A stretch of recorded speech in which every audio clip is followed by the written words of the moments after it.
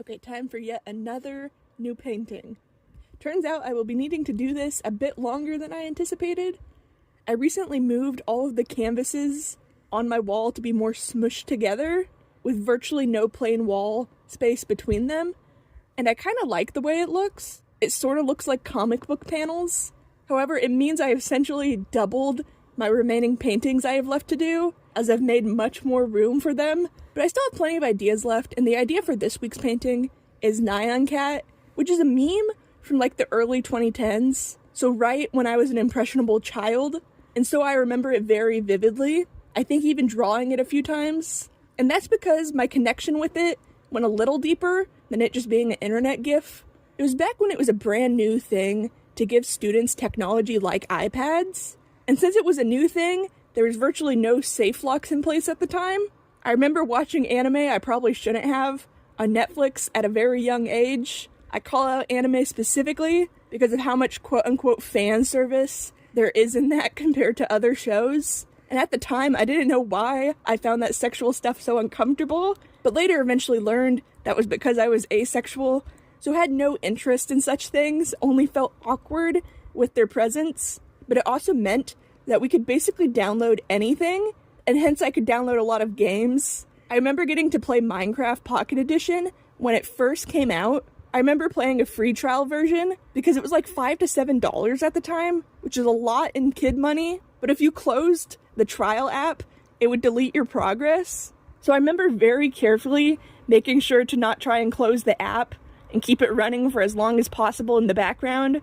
But eventually we did download the full version. And for reference, at the time, the maps were only a few thousand blocks by a few thousand blocks, and the Nether didn't even exist yet, since the mobile devices couldn't actually handle another dimension. So there was these things called Nether reactor cores that spawned these massive netherrack spires, and it would trap you inside of it and spit up items from the ground while you ran around in a circle and grabbed them. And it was the only way to get things from the Nether on Pocket Edition.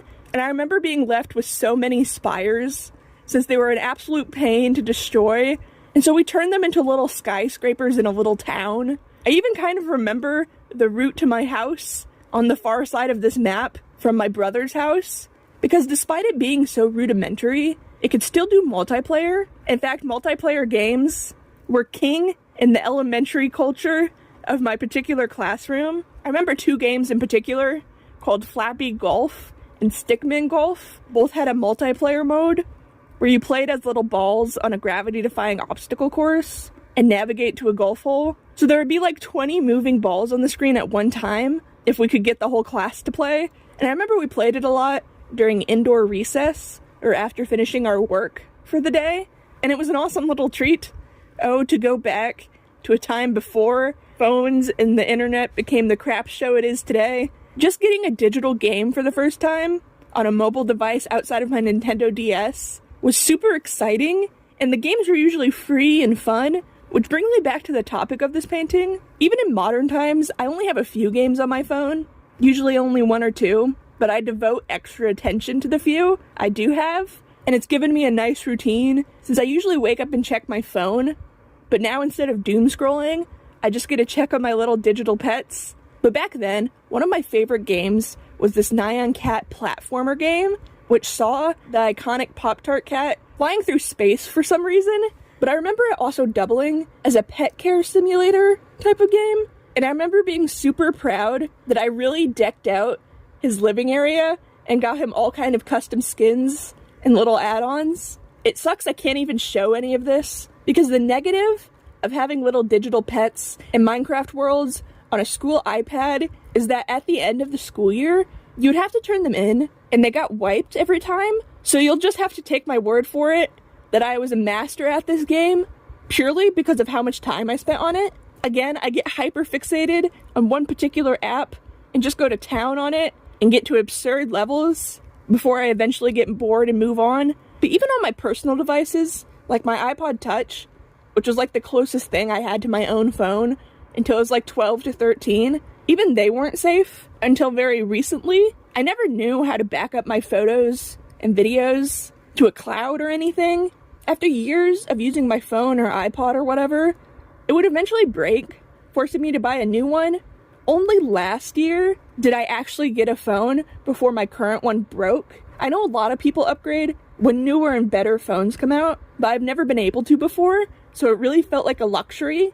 But eventually we grew out of the iPads, and the schools gave us Chromebooks instead, which was a lot less fun, because there's a lot less fun to be had on those, especially because they blocked pretty much every website known to man, which was annoying because I couldn't go onto my Chromebook to show people my art, because nearly every art site was blocked except for one. I still occasionally use it. It's called Behance, and my loyalty to that particular portfolio site is solely because it could have been accessed from our school computers.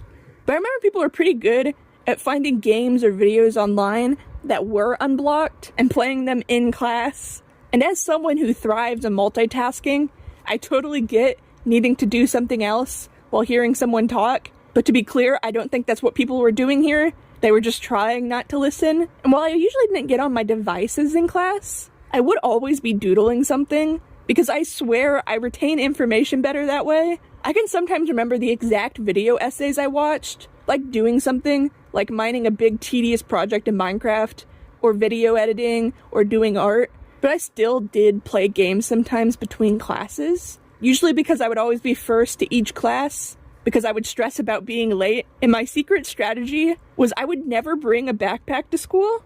Instead, I bought a big frick-off binder and put all of my textbooks and my computer in there, and we had designated computer bags, which are like these small black satchels, and so I would just put all my loose items, like cards or keys or my phone or headphones, in the computer bag, and I never had to go back to my locker. I really only used my locker for less than 2 to 3 days freshman year of high school, because the binder strat was something I used since junior high.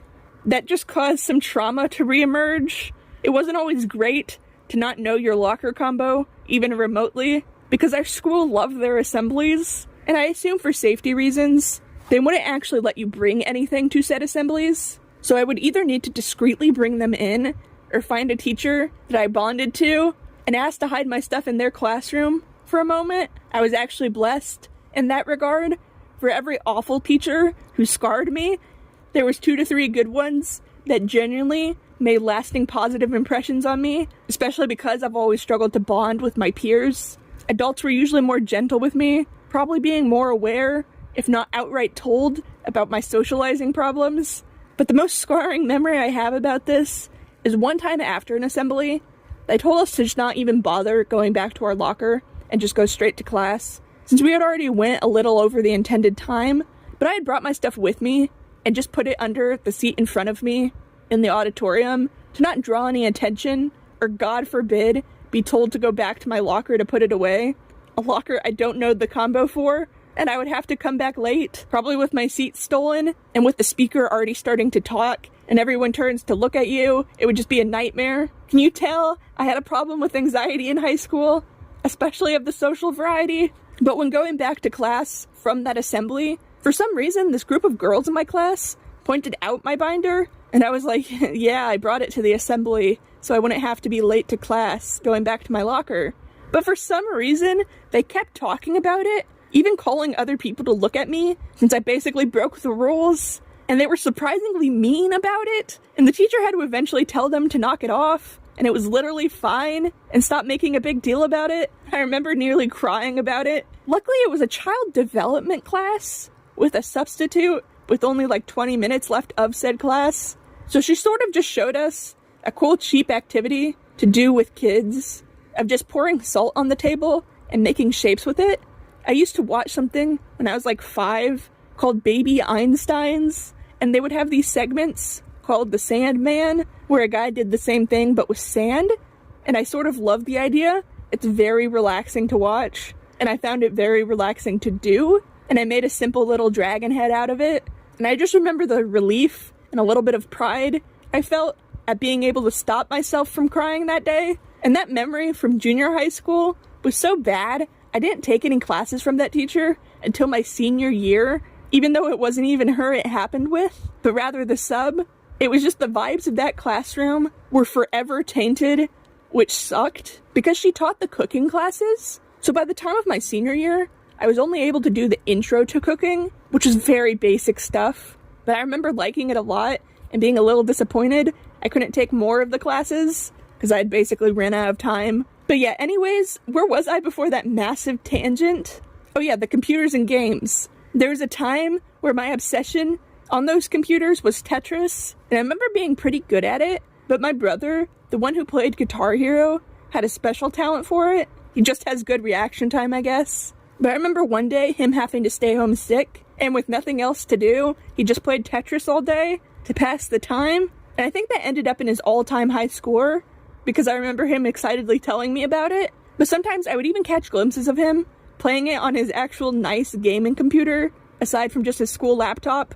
But yeah, the Nyan Cat Space game was where I originally started with the script, before having memories fled back to me. But I want to sort of be able to document certain memories, and this is one way to do that. But in that game, there was an evil Nyan Cat version that was black with red eyes, and it was a waffle instead of a Pop-Tart, and I added him here. I kind of wanted a little imposter in the mix.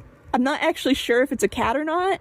I always just thought it was a dog, but it could just be a scruffy cat. But aside from the waffle, I picked some other seemingly random flavors of Pop-Tarts to do, but I picked the ones I remember eating most as a kid. My favorite was always the ice cream sundae flavor and the fudge one.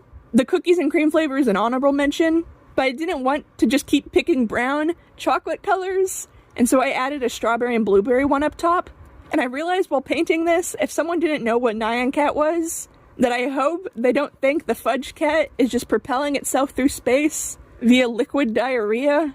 But that did tend to be one of my most favorite Pop-Tart flavors, were the chocolate ones. But as an adult, with a more refined palate, I've come to dislike the super duper sweet ones like the cookies and cream. Specifically, my favorite Pop-Tart nowadays is actually a toasted cinnamon one with butter on it, like they say in that one Family Guy song. You ever put butter on a Pop-Tart? It's so freaking good. But I didn't actually learn that habit from Family Guy, but rather my own father, who would use that spray butter stuff that we'd usually put on corn on the cob. It applied more evenly, and you didn't need a knife that way.